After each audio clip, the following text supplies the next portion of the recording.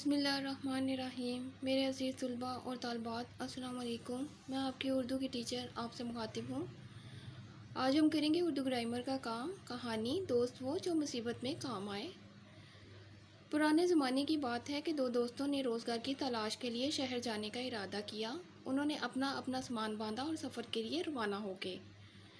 چلتے چلتے وہ ایک جنگل میں پہنچے اور کچھ دیر آرام کرنے کے لیے بیٹھ گئے۔ اتنے میں انہیں ایک ریچھ اپنی طرف آتا ہوا دکھائی دیا۔ ایک دوست خود غرض تھا، وہ اپنی جان بچانے کے لیے درخت پر چڑھ گیا۔ دوسرا دوست درخت پر نہیں چڑھ سکتا تھا۔ ریچھ اس کے بالکل نزدیک آ گیا۔ اس نے سن رکھا تھا کہ ریچھ مردہ چیزوں کو نہیں کھاتا۔ یہ سوچتے ہی وہ زمین پر لیٹ گیا اور اپنا سانس روک لیا۔